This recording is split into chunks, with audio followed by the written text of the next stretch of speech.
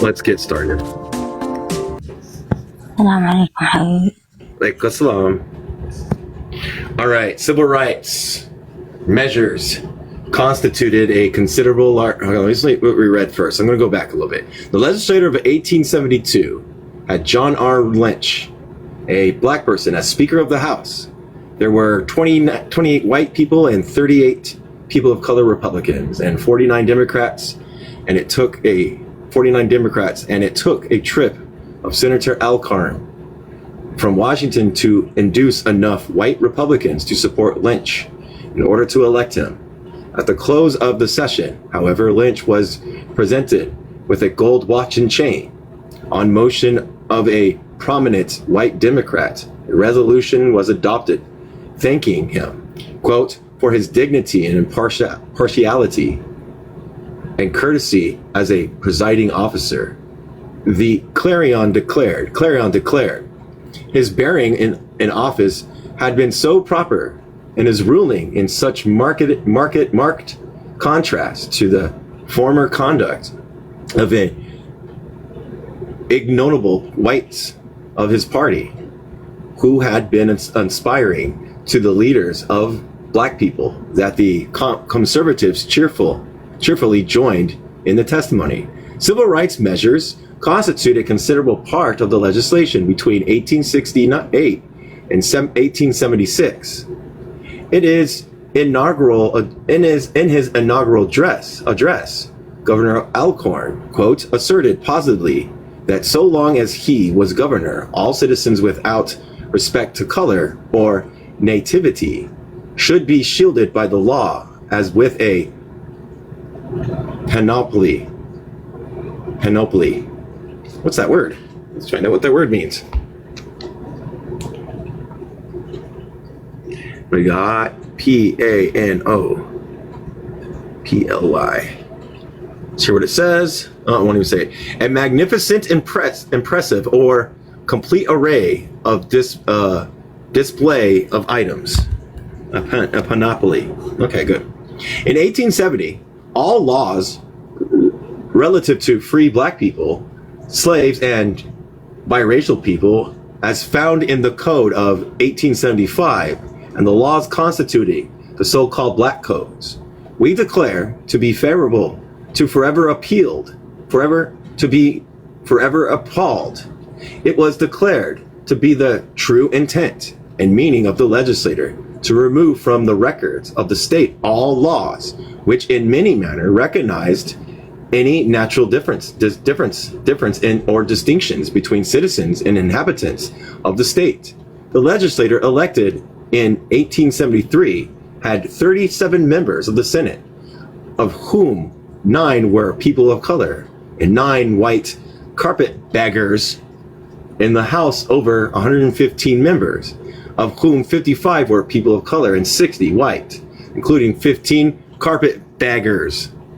This election went further than any towards the fusion of planters and black people, and this was only prevented by a rivalry of Alcorn and Emmons. When Alcorn went to the Senate, he was succeeded by a carpetbagger. R.C. Powers. Finally, in 1773, Ames, who had been in the United States Senate, was elected governor over who wished to remain in the Senate and who therefore refused to escort Bruce to take the oath. Bruce had been county assessor, parish and tax collector in the Boulevard County, one of the wealthiest counties in the state. Davis, the new lieutenant governor, had made a credible record as member of the legislature, but he was not a strong man.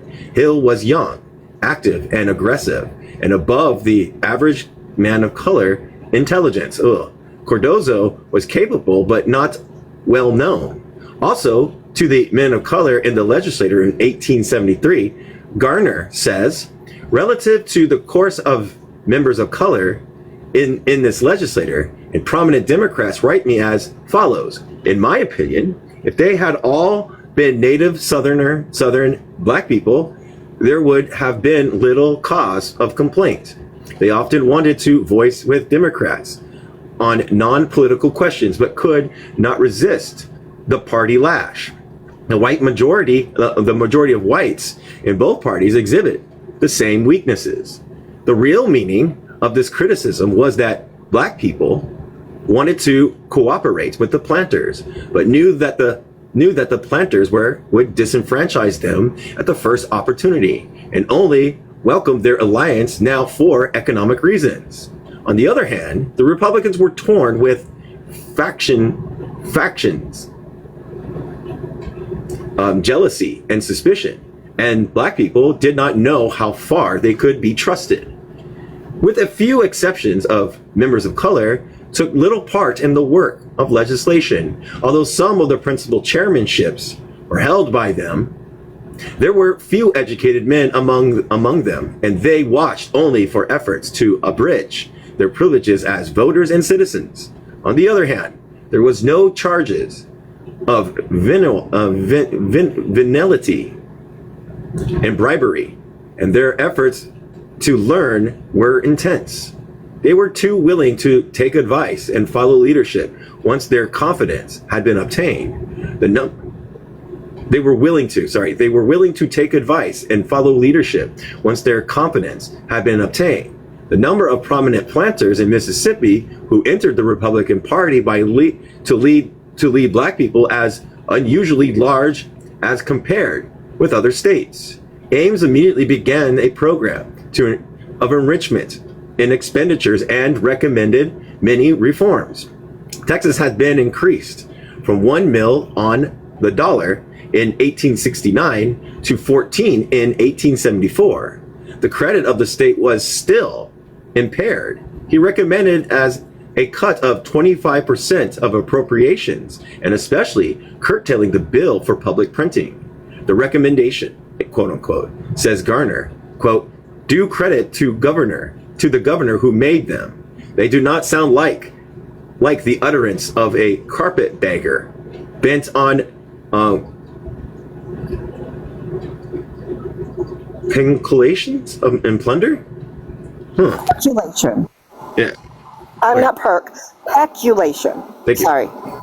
There were the usual charges of extravagance against the Reconstruction government. It should, however, be said that if the testimony of Governor Ames, MS, may be followed relative to expenses of the state government during the 2 years in which he was at its head, his was the most economical administration since 1856, with the exception of 2 years, 1861 and 1869. It was charged that the public debt of Mississippi increased from almost nothing to $20 million during the Reconstruction regime. But this was easily disproved by ex-Governor Ames, who had the figures, and the committee of Democratic legislators that sought to impeach him had to acknowledge the truth of what he said. And here's what he said, I think. Hello. Thus, it will be seen that the actual indebtedness of the state is but little over $500,000, and that during the 2 years of Governor Ames' administration, the state debt had been reduced from $821,292.82 on January 1st, 1874 to $520,138.33 on January 1st, 1876, or the reduction of more than $300,000 in 2 years, upwards to 1/3 of the state debt wiped out in that time. Not only has the debt been reduced as above, but the rate of taxation or general purposes have been reduced from 7 mills in 1873 to 4 mills in 1875. It should also be said, by way of explanation, that the work of restoration, which the government was obliged to undertake, made increased expenses necessary during the period of the war, and for several years thereafter, public buildings and state institutions were permitted to fall into decay. The State House and grounds, the Executive Mansion, the penitentiary, and asylums, and the buildings for the blind, mute, and deaf and can't hear. They use the bad word. Who's in here? No one. Okay. Where was I at? Okay, asylums and building the buildings. Okay. Were in a dilapidated condition and had to be extended and repaired. A new building for the building was purchased and fitted up. The Reconstructionists established a public school system and spent money to maintain and support it, perhaps so freely in view of the impoverishment of the people. When they took hold, warrants were worth but 60 or 70 cents on the dollar. In fact, which made the price of building materials used in the work of construction correspondingly higher. Garner admits there were no great railroads, swindles, and no charge of extensive debt.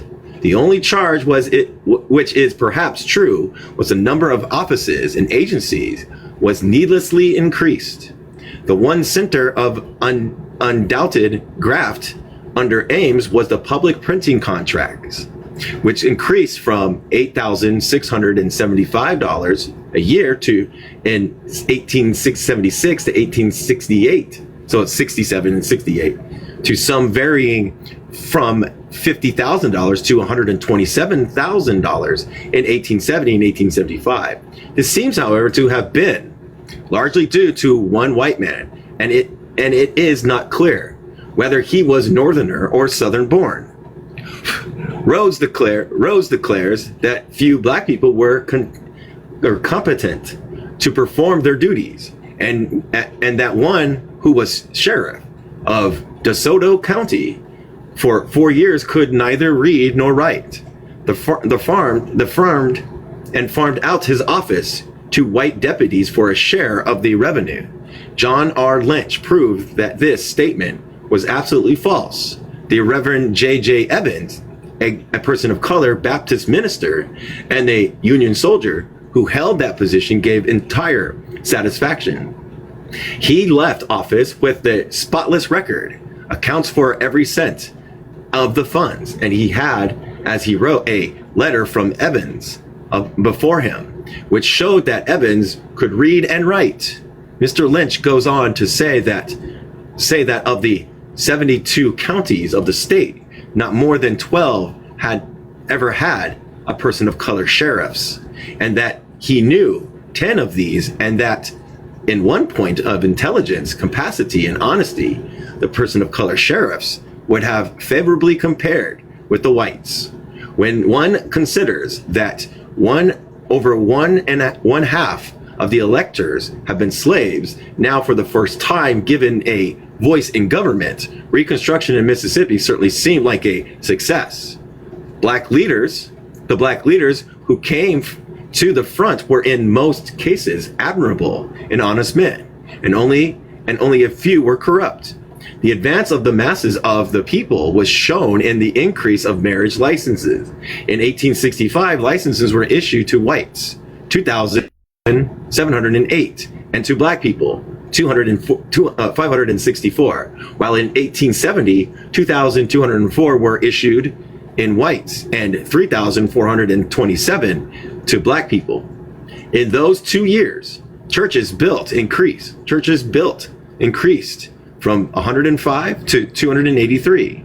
The curious feud between the governor and his lieutenant governor, who is a person of color, began in summer of 1874, when Governor Ames went north on his vacation. The lieutenant governor discharged certain appointees and appointed several judges. Governor Ames, upon return, revoked these appointees. Lieutenant Governor Davis was issued a large number of pardons to the persons in prisons. Singularly enough, while one of the accusations in the attempted impeachment of Ames was his dismissal of Davis. Judicial appointees, Davis was also removed from office in 1876. It was alleged that he had accepted a bribe for granting a pardon. On the other hand, the governor's action in revoking Davis' appointments was called by this legislator of 1876 willful, corrupt, and unlawful. It was a special grievance of the whites that officials and voters were not taxpayers, and that the comparatively small number of people of color voters owned real estate. The most that was charged was that the number of offices and agencies with high salaries was needlessly multiplied. The break came, however, between labor and capital inside of the Democratic Party. Of course, a stubborn and bitter fight for control of the Democratic organization was now on between the antagonistic and the conflicting elements among the whites. It was to be a desperate struggle between former aristocrats on one side and what was known as poor whites on the other. While the aristocrats had always been the weaker in points of numbers, they had been the stronger in points of wealth, intelligence, ability, skills, and experiences. As a result of their wide experience and able and skillful management, the aristocrats were successful in their preliminary struggles, as illustrated in the persons of Stevens, Gordon, Brown and Hill of Georgia, Daniels and Lee of Virginia, Hampton and Butler of South Carolina, Lamar and Welthall in Mississippi, and Garland in Arkansas. But in the course of time and in the natural order of things, the poor whites were bound to win. All that was needed was a few years tutelage, and a few daring and unscrupulous leaders to prey upon their ignorance and magnify their vanity in order to bring them to the realization of the fact that their former political masters were now completely at their mercy and subject to their will. After the president's election of 1872, Southern white men were not only coming into the Republican Party in large numbers, but the liberals and progressive elements of the democracy was in the ascendancy in that organization. That element, therefore, shaped the policy and declared the principles of which that organization stood. This meant the acceptance by all political parties of what was regarded as the settled policy of the national government. In proof of this assertion, a quotation from the Political Electorial, which appeared about that time in Jackson, Mississippi, Clarion, the organ of the Democratic Party, will not be out of place. In speaking of people of color and their attitude towards the white, that able the influential paper said, while they, people of color, have been naturally tenacious in their newly acquired privileges, their general contact will bear them witnesses that they have shown consideration for the feeling of the whites. The race line in politics would not have been drawn if opposition had not been made to their enjoyment of equal privileges in the government and under the laws after they were emancipated.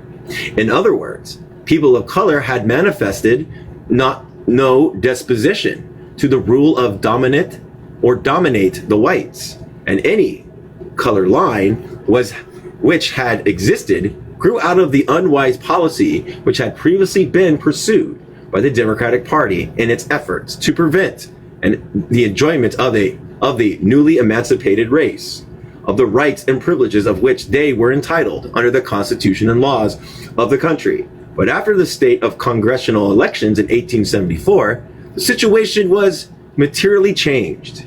The liberals and conservatives element of the democracy was regulated to the rear, and the radical elements came to the front and assumed charge.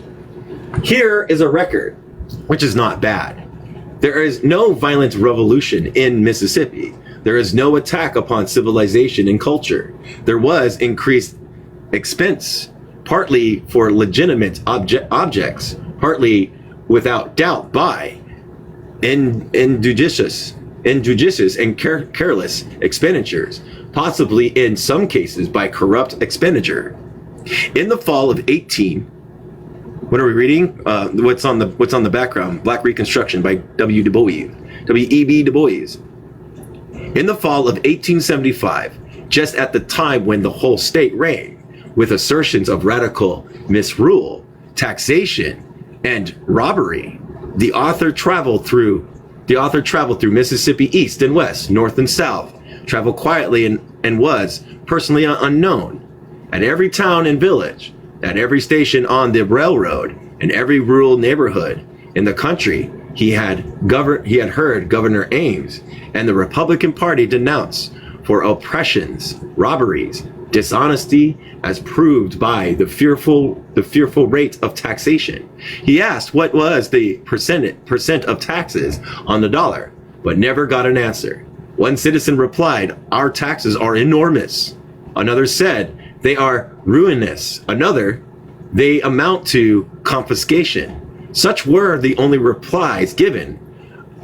Every form of words that could be used to express excessive taxation was employed. Awful, fearful, intolerable, monstrous, unheard of, incredible. But no man answered the question, for the true answer would have been the average taxation since Reconstruction has been a little less than 9 mils on the dollar.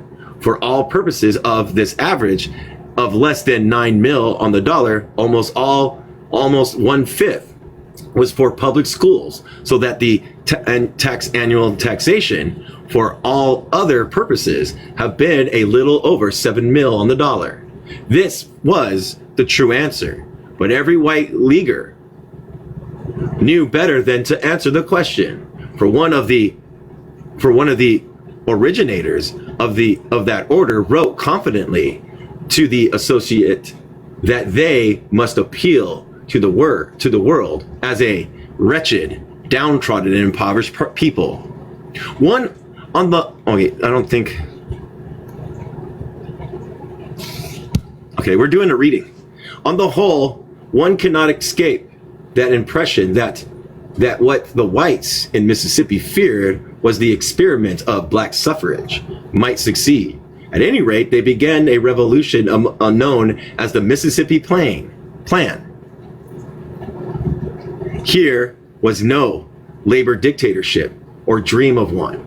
White labor took up arms and to subdue black labor and to make it helpless economically and politically through the power of property. Senator Revels of Mississippi said in the 41st Congress, "Mr. President, I maintain that the past record of my race is a true index of the feeling which today emanate them. They bear towards their former masters no revengeful thoughts, no hatred, no animosity. They aim not to elevate themselves by sacrificing one single interest of their white fellow citizens. They ask but the rights which are theirs by God's universal law, and which are the natural outgrowth and logical sequence of the conditions in which the legislative enactments of this nation have placed them." Yeah, I'm reading. Wow, I sound like an audiobook. Awesome. I like that. Where was I at? Universal law, which will outgrow the sequence of the conditions of the legislation. Enactments of this alone will enable them to pursue their daily avocations with success and enjoy the liberties of citizenship on the same footing with their white neighbors and friends. John R. Lynch said, when he was counted out of his election, "We certainly cannot expect them, black people, to resort to mob law and brute force, or to use what may be milder language, inaugurated a revolution. My opinion is that revolution is not the remedy to be applied in such cases. Our system of government is supposed to be one of law and order, resting upon the consent of the governed as expressed through the peaceful medium of the ballot. And it in all localities where the local public sentiment is so dishonest, so corrupt, so demoralized as to tolerate the commission of election fraud, the shield of proprietaries, perpetrators. Got it. I got it. Yeah, I got it. Perpetrators were from justice. Such people must be made to understand that there is patriotism enough in this country and sufficient love of justice and fair play in the hearts of the American people to prevent any party from gaining an ascendancy in the government that relies upon a fraudulent ballot and a false return as the chief source of its support. The impartial historians will record the fact that people of color of the South have contended for their rights with a bravery and a gallantry that is worthy of the highest commendation, being unfortunately independent circumstances with the preponderance of wealth and intelligence against them in some localities. Yet they have bravely refused to surrender their honest convictions, and even upon the altar of their personal necessities. With riot, fraud, boycott, and intimidation, black rule was overthrown. William L. Hemingway was nominated against Captain George M. Buchanan, an able and well-qualified man. An honest election, Buchanan would have been given the office, but Hemingway was declared elected. However, he had been in office only a brief time when the discovery was made that he was a defaulter to the amount of $315,612.19. Thus, reform began. And in the back districts of Mississippi, the world moved on. In May 1874, at the Burglin of Southern Lady Rights. Last Wednesday, the bishop, assisted by Mr. Douglas and Hubert Craig, obtained a Mr. Jackson, a black person, as black as any on this land, a deacon in the church. That's horrible. The ceremony was very interesting, and Mr. Jackson preached in the afternoon to enlighten an audience as ever goes to our church. His sermon was admirable and admirability delivered, and I have heard but a few who read so well, and fewer who have so good a manner. He is a well-educated man, having a considerable knowledge of Latin, Greek, and Hebrew. He has been living in one of the rectory houses for 2 years, and is a hard student under Mr. Douglas, and is without reproach. Louisiana came into the possession of the United States because Toussaint Louverture, the black person of Haiti, so broke the French colonial power of Napoleon plans for American empire that he practically gave away French America to the United States and turned his whole attention to Europe. At the first census after the admission of the state, 1810, there were 34,000 whites and the same number of black slaves, and in addition to this, 7,585 free black people.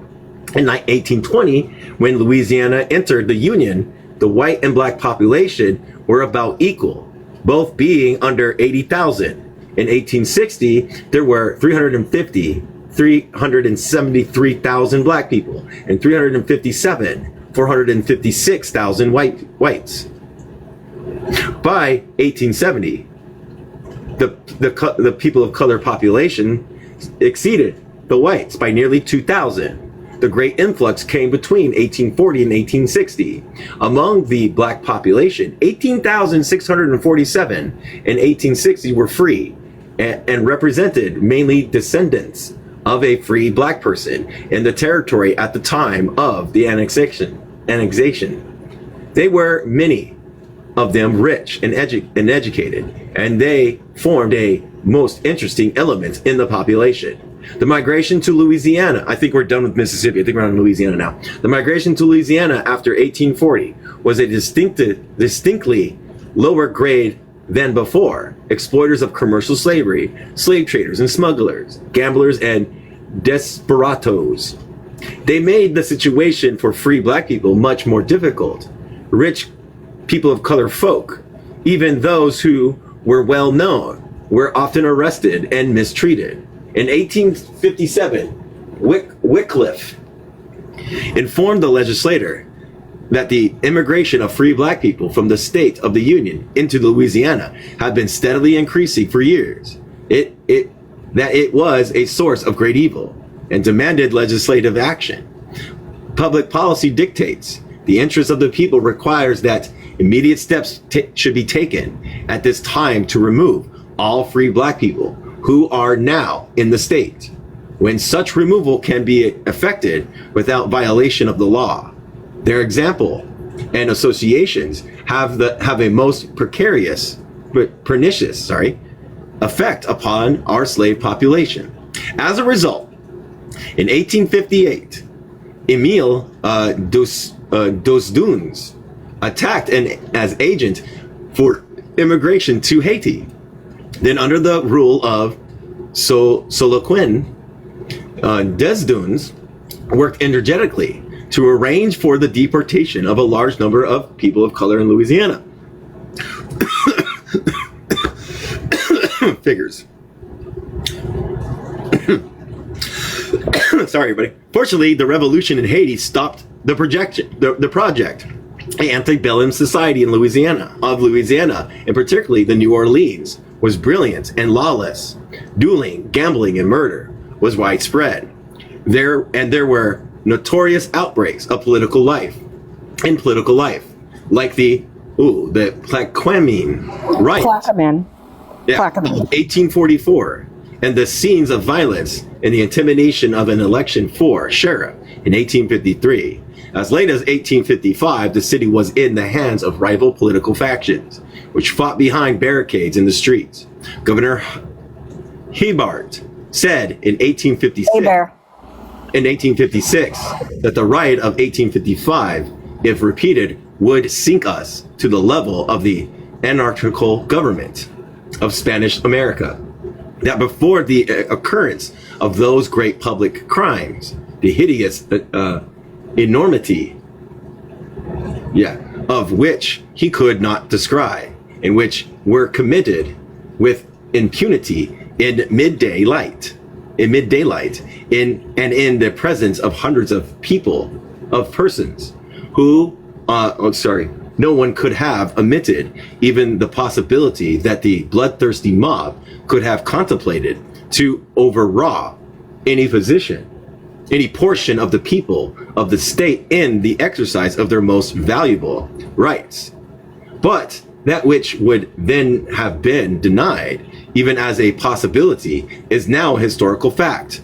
Following the year, Governor Wycliffe added, "It is well known that at this last two general elections, many of the streets and approaches to the polls were completely in the hands of organized ruffians who committed acts of violence on multitudes of our naturalized fellow citizens who dared venture to exercise their rights of suffrage. Thus, nearly 1/3 of the registered voters of New Orleans have been deterred from exercising their highest and most sacred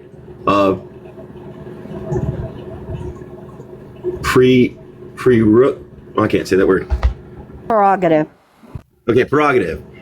The suspension of such elections is an open and palpable fraud on the people, and I recommend you to adopt such measures as shall effectually prevent the true will of the majority of being totally silenced." The New Orleans Delta said May 6, 1860, "For 7 years the world knows that this city and all its departments, judicial, legislative, and executive, that has been at the absolute disposal of the most godless, brutal, brutal, arrogant, ignorant, and ruthless ruffianism the world has ever heard of since the days of the great Roman conspirators. By means of a secret organization emanating from the Falcud source of political infamy, New England, and named now nothingism. That's weird. And Sammyism, from boasting exclusive devotion to the fraternity of the United States. Our city, far from being the adobe of decency, of liberality, generosity, and justice, is a sanctum of crime. The ministers of the law, nominees of blood-stained vulgar, Ridbald, cabarets, and licensed murderers shed innocent blood on the most public thoroughfares with impunity. Witnesses of the most atrocious crimes are either spirited away, bought off, or intimidated from testifying. Procedures associated are retained to prove, oh my gosh, alibis, and ready bail is always procurable for the immediate use of those whom it is not immediately prudent to enlarge otherwise. The electoral system is a farce and fraud. The knife, the slingshot, the brass knuckles determining while the shame is being enacted. Who shall occupy the minister of the office of the municipalities of the Commonwealth? Governor Wells said in 1866, "It is within the knowledge of all citizens residents here before the war that for years preceding the rebellion, elections in the parish of New Orleans were a cruel mockery of the free government. Bands of organized desperadoes immediately preceding and during the election committed every species of outrage upon peaceful and unoffending citizens to intimidate them from the exercise of the estimable privilege of free men. Elective franchise, a registry of 14,000 names in the days alluded to could scarcely furnish 1/4 of that number of legal votes at the polls, although 6,000 or 7,000 votes were usually returned as cast. Even the system of slavery in Louisiana differed from the southern South, and many slaveholders frankly made it their policy to work the slaves to death and buy new ones instead of taking care of the old and sick. A mixture of races was reduced to the recognized system by a regular importation of handsome people of color slave girls or for sale from the border states, and by a carefully regulated system of people of color common law wives. The reason why it sounds weird is because they say the word colored and then they say something else. I can't do that. One must add to this the biracial people free black group, in most cases descended from white fathers who had taken people of color as wives and whose children were often educated abroad. The grandchildren became now white, now people of color, according to the choice or tint of skin. As a result, to this day, it is difficult in Louisiana to draw a line between the races. Not long ago, when a prominent white man of a certain parish was accused of black blood, the courthouse, with all its vital records, was burned down that night. Recently, a small group of people of color in New Orleans, all born since 1880, sat down and compared notes as to people whom they knew personally. They made a list of 60 families of black descent who, in their knowledge and in their time, was gone over to the right race, and whose children had no knowledge of their black descent. The conditions of Louisiana after the war was desperate. The federal commander said, "The resources of this state are infinitely reduced by the casualties of the war. The commerce whose innumerable wheels used to vex the turbid current of the Mississippi was passed away. The results of war, plantation which used to bloom through your entire land until the coast of Louisiana was a sort of repetition of the Garden of Eden, or now dismantled and broke down. Trade, commerce, everything crippled. You have to make revenue where the taxable property of the state is reduced almost to 2/3.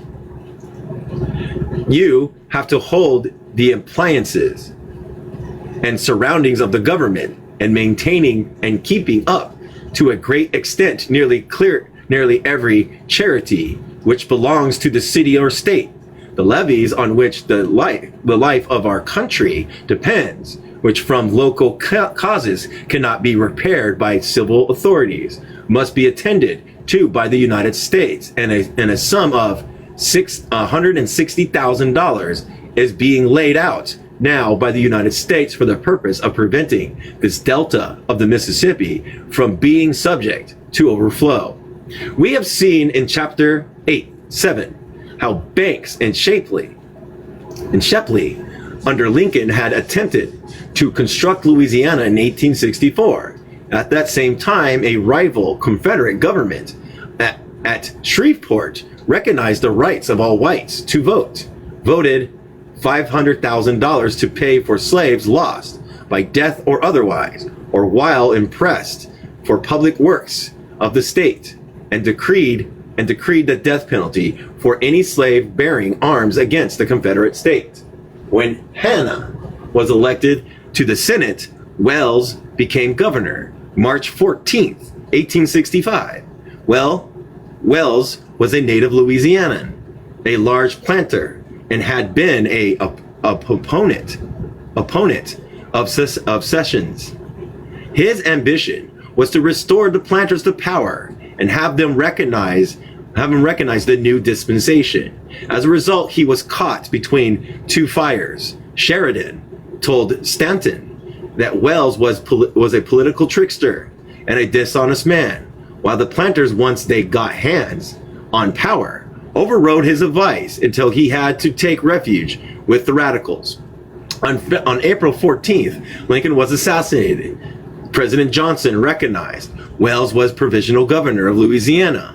The governor at once ordered an election for state and national officers on the ground that the previous registration of 1864 was a fraudulent and that many black people were on the list. Although Wells refrained from mentioning this fact explicitly, there appeared three political parties: the National Republicans, headed by Durant, the Conservative Union, headed by Wells, and the Democratic Party. The Democratic Party held a state convention and adopted a platform which declared that Louisiana is a government of white people, made and to be perpetuated for the exclusive political benefits of the white race, and in accordance with the constant adjudication of the United States Supreme Court that the people of African descent cannot be considered as citizens of the United States, and that there can, in no event, nor under any circumstances, by any equality between the whites and other races. The Democratic or conservative candidates were overwhelmingly elected, and the new legislature was composed mostly entirely of ex-Confederates. The Republican Party put no candidate in the field. At the first session of the legislature, a resolution was adopted declaring that Constitution of 1864 was a creation of fraud, violence, and corruption, and protested against the seat, Hanna and Cutler, in the United States Senate. The legislature tried to recognize the city government. The bill was vetoed by Wells, but was promptly passed over the governor's veto, and John T. Monroe was elected mayor. Yet he had left He had led the mobs of ruffian in 1854 to 1856, who governors had complained about him, and Butler had been obliged to put him in jail. He later engineered a riot of 1866. The government now proceeded to oppress black people and Union men. Thousands were insulted and assaulted. Organized violence was common throughout the state. Black people were whipped and killed, and no one was punished. Rebel sympathizers were rapidly replaced by loyal officials, and the public schools were reconstructed. 110 of the Northerners, or loyal teachers, were dismissed and their place filled with intolerant Southerners. Union men of businesses began to give up and move out of the state. The principal departure of General Hancock was succeeded Sheridan from the policy pursued by his predecessors related to the organization of jurors. Louisiana is sounding too great, sounding worse than Mississippi. General Sheridan had issued an order requiring the state authorities to make no distinctions between race or color in the organization of juries. General Hancock superseded this order by remanding the subject to the state authorities and the civil court in order to avoid the annoyance of frequent applications to him for his intervention in private suits and controversies. He issued an order declaring that, quote, the administration of civil justice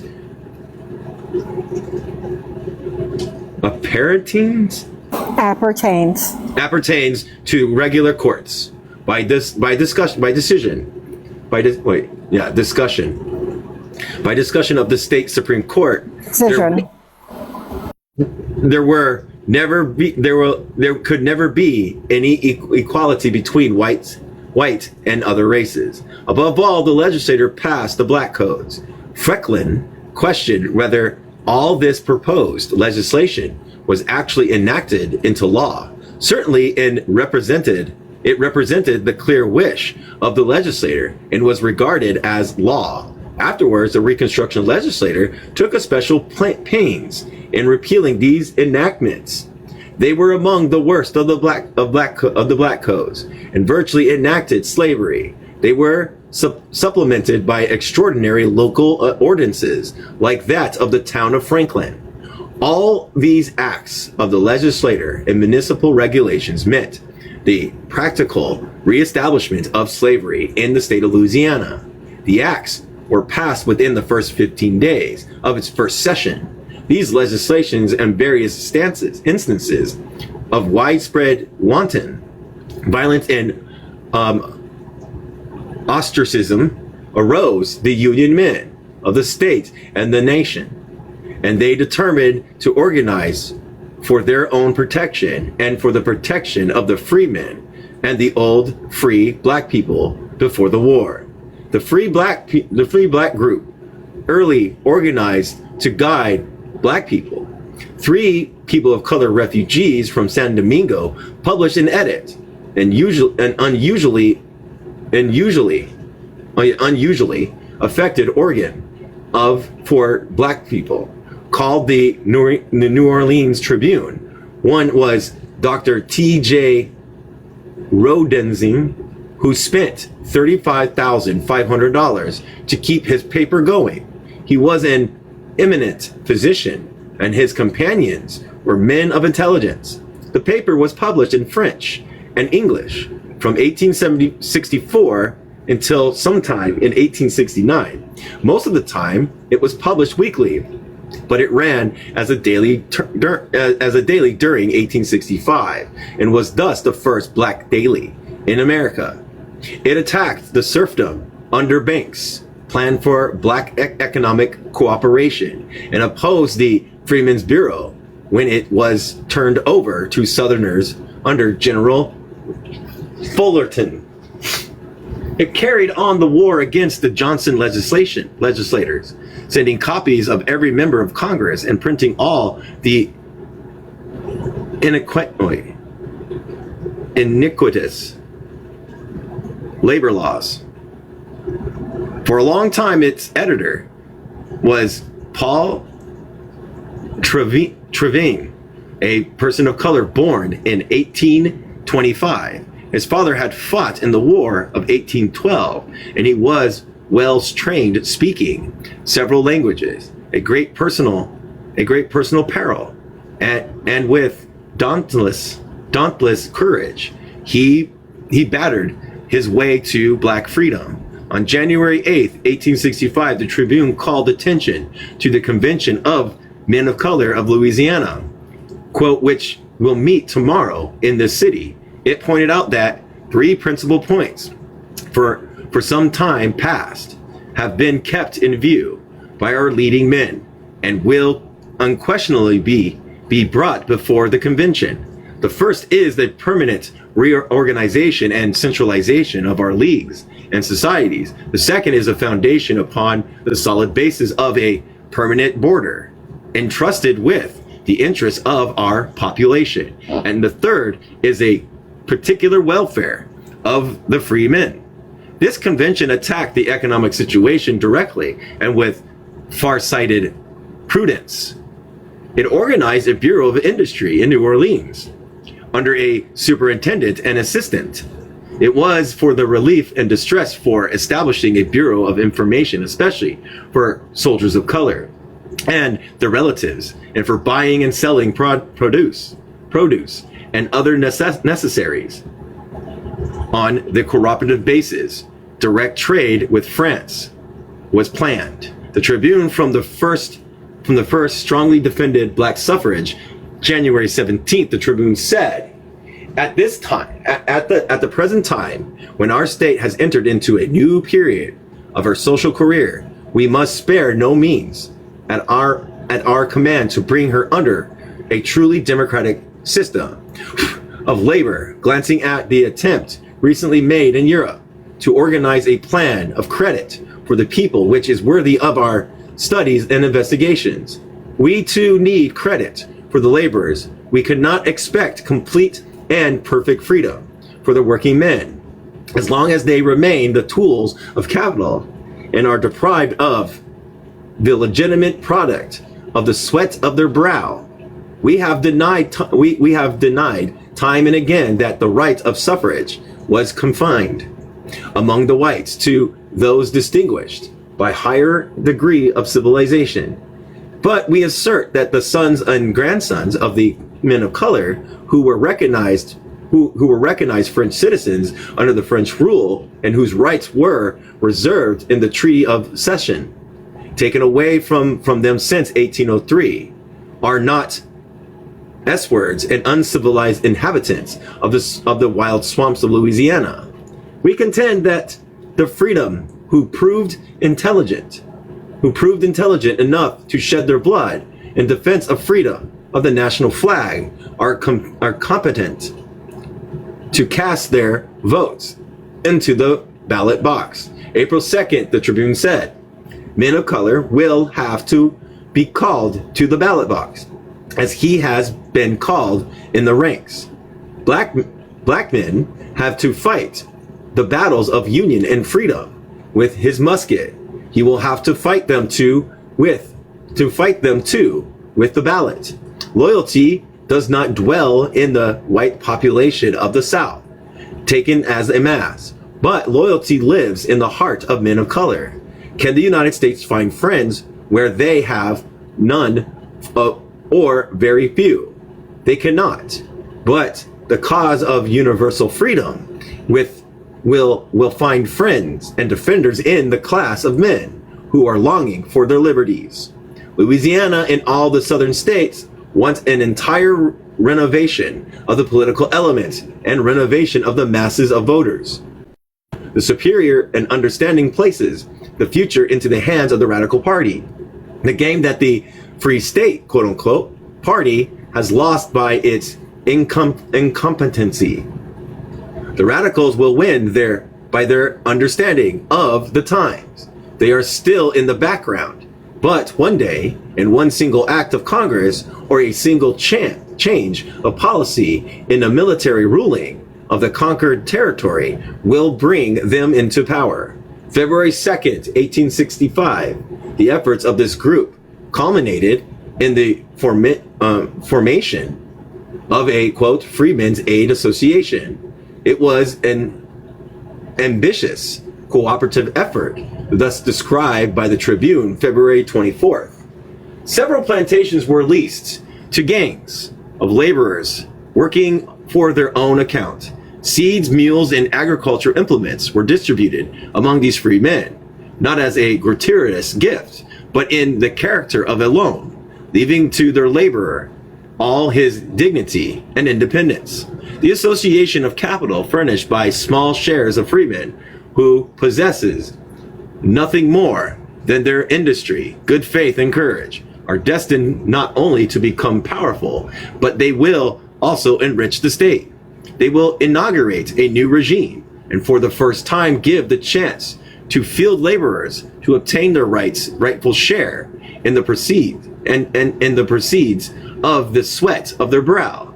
Time will bring up a legislation appropriate to the necessities of the case. But now, at the start, we have to prepare the ground under all disadvantages for this important economical and social reform. The free black group and the intelligent freemen were thus bidding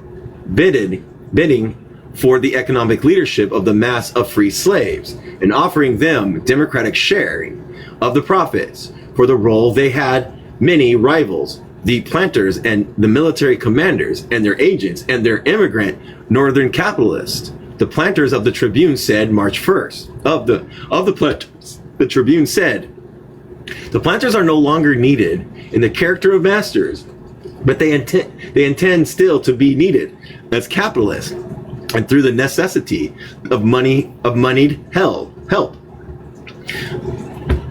to retain their hold on the unfortunate people they have so long oppressed. It is that hold that every friend of justice and liberty is bound to break. As capital is needed to work the plantation, let the people themselves make up this capital. Our basis for labor must now be put on the democratic footing.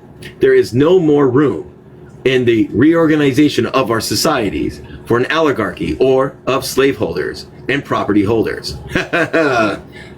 Boy, they don't know what's going on now in America. Anyways, these efforts of free people of color to lead the freedmen toward economic emancipation soon ran afoul of the military authorities and their plans for using black labor. Banks had inaugurated a system of serfdom with schools and many excellent features, but with other provisions which insulted the free black people and hindered real emancipation. Black people, free and freed, especially objected to the past system established ostensibly to stop the spread of smallpox, but kept at the demand of the planters in order to hold black people on the plantation. The Tribune said April 30th. The smallpox passes will remain as an instructive feature in the history of abolition in Louisiana. It is one of the most marks of servitude which are enforced upon us in view of controlling a population that has been declared free, that has to be let free. It is a deception practiced upon the emancipating slaves, who receive from one hand their liberty and are deprived on the other hand of one of their most precious privileges, the right to move at will.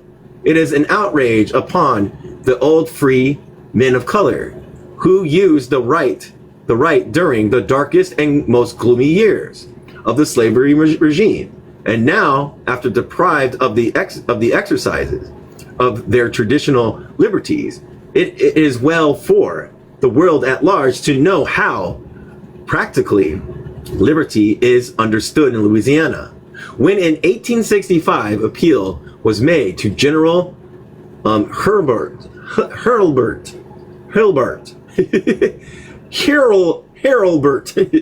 for closer cooperation between black leaders and the army, he replied, if instead of assembling a mass meeting and wasting our time in high-sounding resolutions, you would devote yourself to assisting in the physical and moral improvements of a free men, you would do some practical good. He added, there has always been a bitterness of feeling among the slaves and the free people of color. Jonas, not a rich Creole, answered him March 31st. Hey, look, no one's coming. I am sure it is as well known fact that too, beyond successful controversies, that the old free person of color of the city and state have done and are doing at that is in their power to morally and physically improve the conditions of the new freemen. Ever since the occupation of the city by the military force of the United States in April 1862, the free people of color of the city and state have night and day been working for and in interest of the new freemen. Even under the administration of Major General B.F. Butler, when slavery was recognized by the authorities of the United States government, free public schools were opened under the auspices of the free people of color, and no distinctions was made in regard to the former status of the pupils. The numerous other evidence can be produced showing that no sooner was slavery killed and the black codes destroyed in this state, all who were formerly afraid to do anything in the direction of moral and physical assistance of the former bondsmen entered into the work vigorously and have accomplished great good. The work is still going on, increasing from day to day, and more would have been accomplished but for the poverty of our people, who have been in the midst of war and all its disillusions for over 4 years. More would have been accomplished but for the policy of certain intriguers? Yep. Who have integrated themselves into our confidence and have in the end deceived us. All that is required by the free people of color of Louisiana is justice, and without it, they are not free. The free people of color own over 20 million taxable property acquired honestly under a system of oppression worse than ever existed since the foundation of the world, and but for the quote free labor system established by banks would now be paying taxes on over double the amount. The Freemen's Aid Association has now in the hands of 4 plantations. They will soon have 20. Even one of these plantations is a death blow to this, quote, free labor system. And the cultivation of plantations by freemen will show their capacity in their new careers. When Johnson became president, the people of color leaders had firm faith in his economic program. There is, in fact, no true Republican government unless the land and wealth are distributed among the great mass of the inhabitants. The policy of the new president will be, therefore, to enforce the laws of confiscation, granting homesteads and northern immigrants, soldiers, and southern loyalists, and dividing the property among the great number of freeholders who will feel interested to support the new order of things and to defend the federal government. To enforce this faith, black people knew it was necessary to be represented in Washington, and in May, they communicated with several southern states on the matter of sending such delegates. The Tribune, May 31st, said, such a delegation at Washington this winter from each of the southern states would have a great tendency towards answering any objections that might be adduced against the Reconstruction policy that would admit the justness of black men's right to equality before the law. Most of all, the moral and such delegations will show that people of color of the South are really awake to their interest. For Messier, editors of If civil authority assumes sway legitimately here and is acknowledged by the executive and legislative authorities, we may expect and prepare also for mobs of white against people of color laborers and white mechanics against people of color mechanics, like the ironmongers of Cincinnati, the plug uglies of Baltimore, the flatheads of New York, the Mayo Mumsians boys of Philadelphia, and the Irish mobs of Detroit, Chicago, and New York City. But more of mobs hereafter. If we let me do something real quick.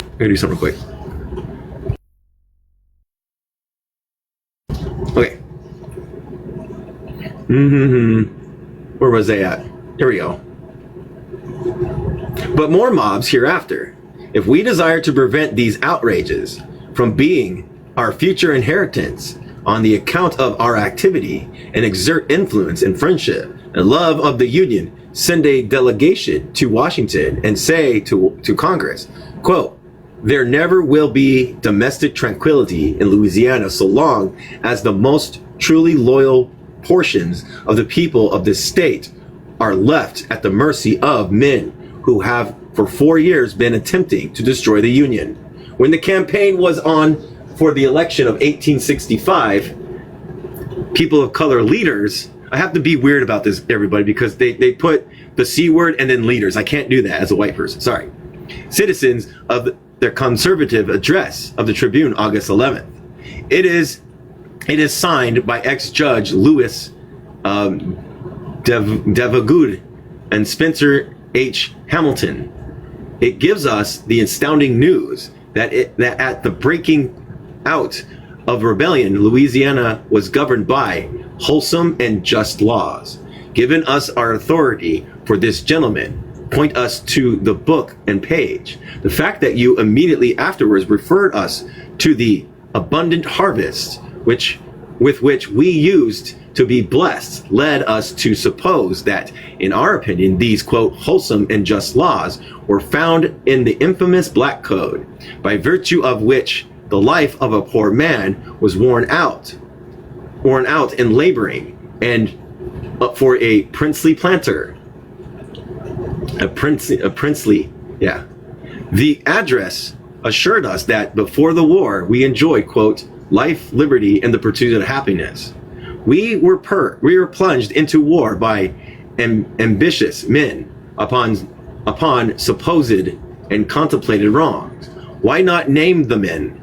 It could do no harm to know their names. If labor, under great fears from the party which it admits exists in this state, advocating the precarious doctrine of universal suffrage with a view of conferring upon the emancipated black person and the right of suffrage. The address does not, however, say a word in favor of black people not emancipated and who was always free.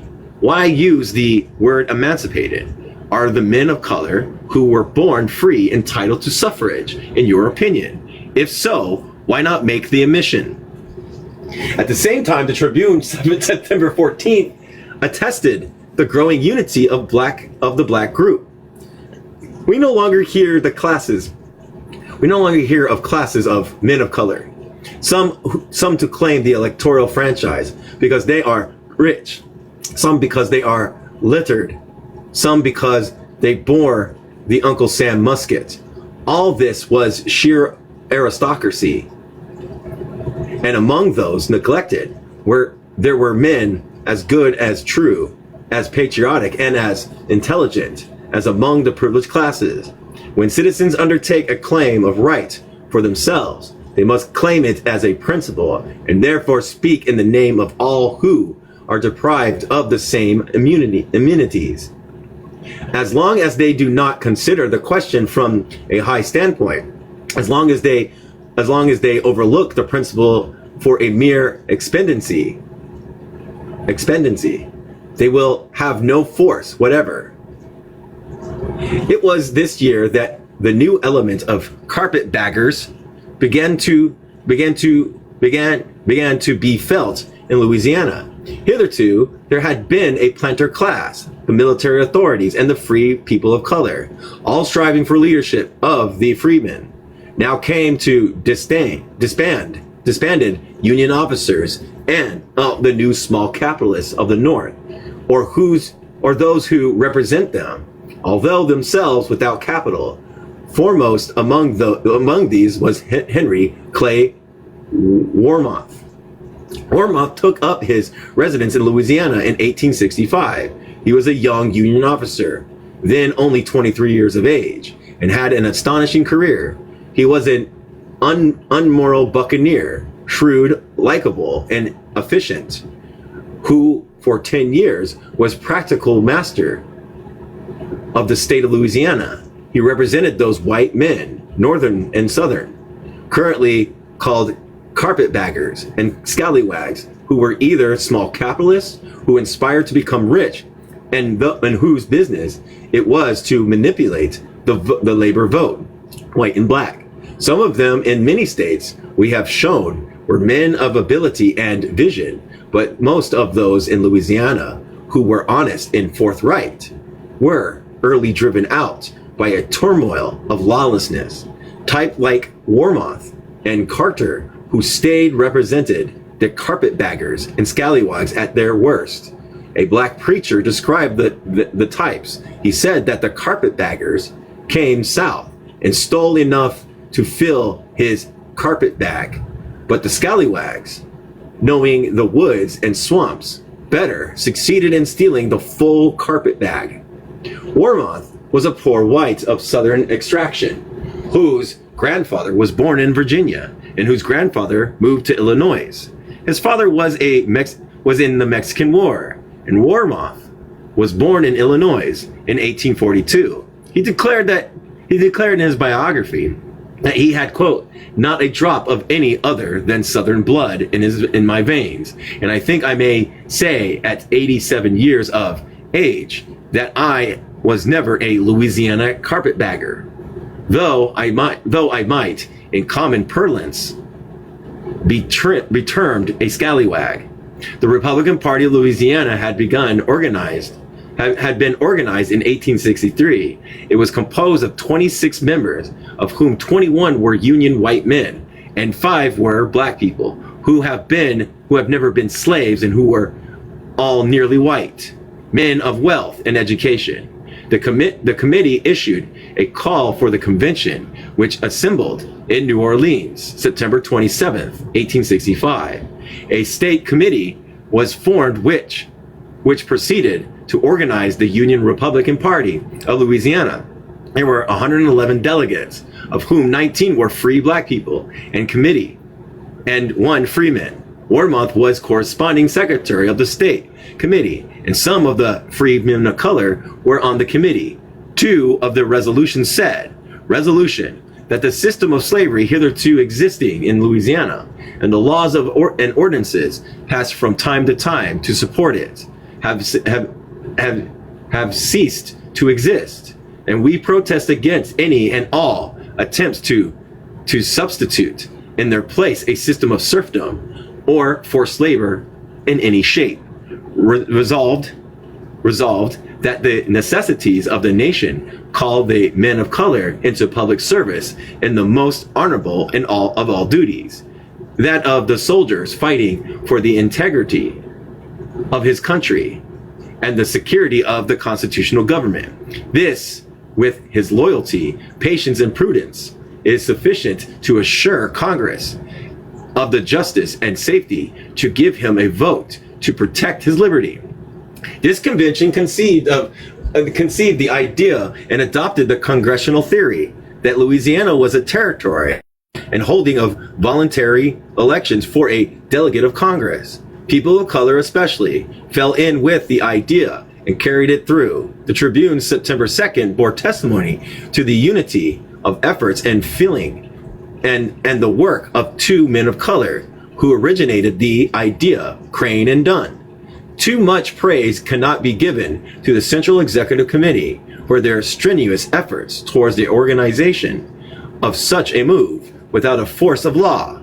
and on the basis of voluntary cooperation. It has taken several weeks to complete this preliminary arrangement. All members of the committee have heartily contributed their shares. We must, however, mention in the more particular manner the service of two of those members, when the importance of the move will be fully understood and its consequences developed. Their names will remain more particularly connected with that work. It is with Mr. W.R. Crane that the first idea originated. It is the same member who prepared the various resolutions bearing on the subject. We advocate his plan with the conviction of its usefulness and thorough industry and perseverance. He succeeded in removing all objections and in carrying it through. Next time, Mr. O.J. Dunn has a fair right to our gratitude. With private means only, he organized a machinery covered the whole city of New Orleans and secured the voluntary and gratuitous concourse of the numerous commissioners and clerks. These two names will never remain connected with the history of Reconstruction in 1865. All right, how are we doing? 46. It is the first successful effort of the whole black group in political cooperation, and the disenfranchised citizens expressed their debt of gratitude in the Tribune, November 4th, of the commissioners and clerks of registration, who during 2 months attended with zeal and equal only to their disinterestedness to the tedious business of registering and the names of the political pharaohs, right? I don't think they could. Pharaohs, pariahs. Oh yeah, I think it's pariahs.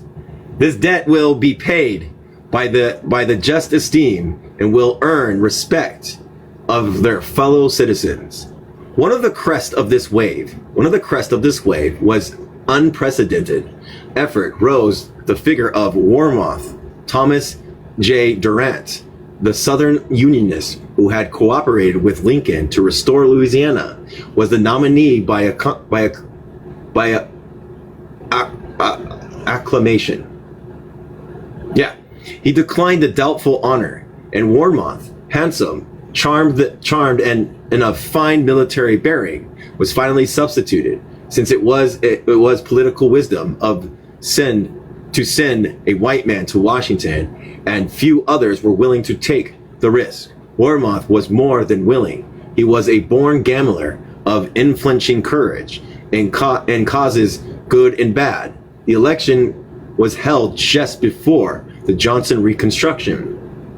State legislature met, and Warmoth received 19,396 votes in 13 parishes, or nearly twice as many as the number which Lincoln had recognized as sufficient to admit the state. Naturally, most of these votes were casted by black people. Warmoth was careful, however, to have a Secretary of State affixed to his seal to a certificate attesting that the election had been held. He then went to Washington and spent several months getting acquainted with the Reconstruction leaders. He was accorded to seat on the floor of the House, while the senators and representatives elected by Johnson legislature had to cool their heels in the galleries. This election was a shrewd move on the part of black people and brought the rivalry of Johnson and Congress conspicuously to the fore in Louisiana. Governor Wells found himself soon in an untenable position. He had opposed secession before the war, but as a planter and a Southerner, when he came into power, he tried to unite the leading white person of the state back to his administration on a platform acceptable to President Johnson. All right, real quick, I'm going to go ahead. 510. People remember 510. In fact, I'll do this. All right, 510. Hold on. I want to look ahead.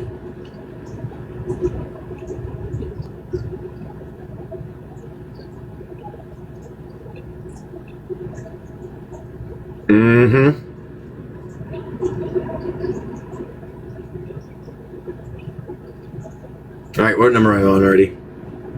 Nope. Stopping point. All right, bookmarks. 510. All right, cool. All right. Once in power, his followers broke away and were determined to reestablish the antebellum status in all essential particulars. It was this movement that was back of the black codes and the oppression of Union whites and black people, said in Tribune, May 10th, 1865. Were the planters willing to bestow the same amount of money upon the laborers as additional wages as they pay to runners and waste in dishonest means of compulsion, they would have drawn as many voluntary and faithful laborers as they now obtain reluctant ones. But there were harpies who, most of them, were in the slave trade, and who persuaded planters to use them as brokers to supply the plantations with hands, at the same time using all means of deceit to deceive and simply an unsophisticated laborer. The planters of the legislature elected in 1865 proposed April 7th, 1866, a convention of a new constitution. Welles vetoed the bill, and then the bill passed in the House by a 2/3 majority to restore the antebellum constitution by legislative enactments. 2 members of the House were sent to Washington to confer with Johnson. Johnson was in the midst of his fight with Congress, and he strongly advised against the move. Governor Welles was desperate. If the planters engineered a new constitutional convention, such as the convention would be dominated by reaction and invite the vengeance of Congress.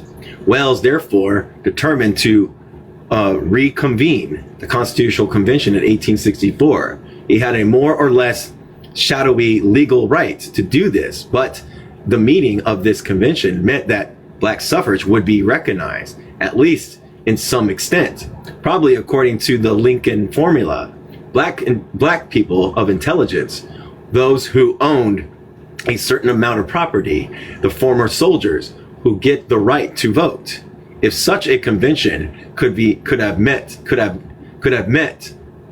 in Louisiana in 1866, it would have been epic making. It would have turned the flank of Johnson's phalanx and anticipated the softening, the rigor of the Reconstruction Act. The prospects of such a consummation was too much for Louisiana Bourbons, and they determined to meet it by reopening civil war. Sorry. Welles was a man of no courage, and instead of placing himself resolutely at the head of this movement, he kept out of the way and induced a member of the convention of 1864 to issue a call summoning the meeting July 30th in the Mechanics Institutions of the New Orleans. He followed this by a proclamation and ordered special elections in the large number of parishes not present in 1864. The excitement was intense. The prominent judge harangued the grand jury against the meeting. The mayor told the general in command of the United States Army that he proposed to prevent the assembly. General Baird doubted the mayor's authority, but did nothing. Most of the leaders in the movement stayed away from the opening, and, in fact, only a small number of the members accepted the call. But Monroe, also chief of a secret society known as the Southern Cross, quote unquote, armed his police and the mob, who were white handkerchiefed on their necks. A single shot was fired, and the mob deployed across the head of Drydes Street, moved upon the State House, and shot down the people who were in the hall. And I'm going to read this part. Reverend D. Horton waved a white handkerchief, cried to the police, "Gentlemen, I beseech you to stop firing. We are non-combatants. If you want to arrest us, make any arrest you please. We are not prepared to defend ourselves." Some of the police, it is claimed, replied, "We don't want any prisoners. You have all got to die." Dr. Horton was shot and fell, mortally wounded. Dr. Doisty, who was an object of special animosity on the account of his inflammatory address, was a marked victim, shot through the spine and with a sword thrusted through his stomach. He died a few days later. There were about 150 persons in the hall, mostly black people. Seizing chairs, they beat back the police 3 times and barred the doors.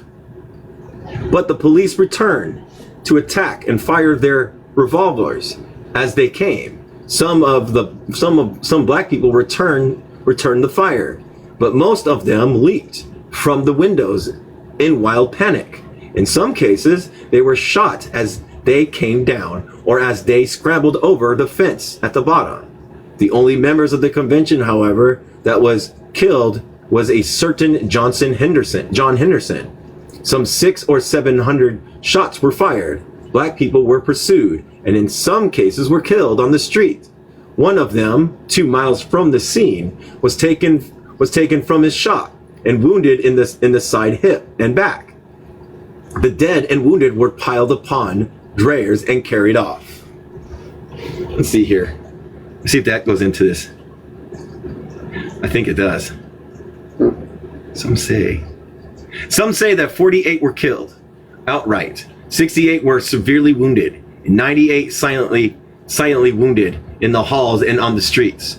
Other reports say that 38 people were unalived and 148 wounded, and the 38, all but 4 were people of color. As Sheridan said, it was not a riot. It was an absolute massacre. Too late, General Byrd and the federal soldiers arrived and proclaimed martial law. Mayor Monroe threat to break up the convention succeeded completely, and but for an appearance of the United States trooper, quote, the killing would undoubtedly have been much greater than it was. Okay, I think we're good right there. All right, we're going to continue on. So we're going to stop right here. And this is on 512. All right, 512. All right, hold on. If let's see here. Who's in here? No one. Okay. If people want to come up and talk about it, let's talk. So that was a really bad moment in Louisiana history, and it's well known that that was done to the to the Republicans, and it was done by the Democrats. The Democrats headed up calling the police and everybody out there, and it's a sad point in our history. It's like something that we're all taught about in school and stuff. What's up, Dooley? Oh, I just came up to say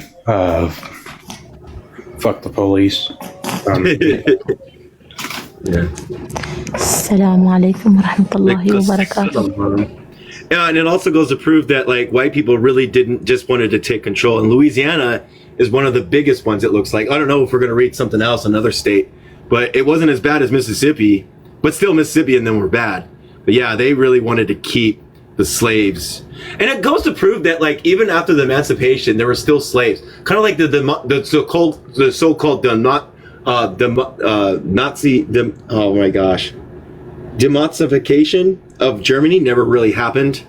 So, because didn't they catch people still enslaved, like way beyond this? 80s. Yeah, they caught people still enslaved in the 80s and 90s. Yeah, see? 1980s and 1990s. Yeah, see what I mean? Like, we're talking about, like, they didn't really do the whole thing because they were still slaves and owners and stuff like that. Like they talked about it. They would manipulate them into staying slaves, wouldn't they? Yeah, they didn't let them know that they were emancipated on a lot of them. They didn't let them know that they'd ever been freed.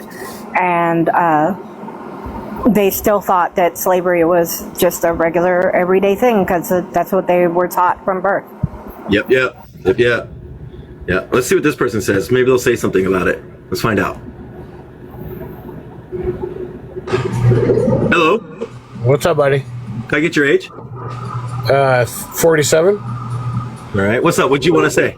I almost said 34 for some reason. I don't know why I was going in that direction, but That's all right.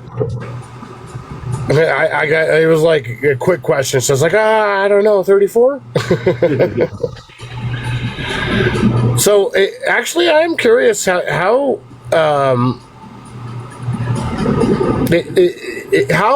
successful has communism been in America? Okay, we're talking about the book we just read. Were you here for the reading? I dropped them. Does anybody else have anything to say? Much love and take care. Yeah. Anything you want to say, Joe, before we go? I just dropped them, Joe. No big deal. Okay.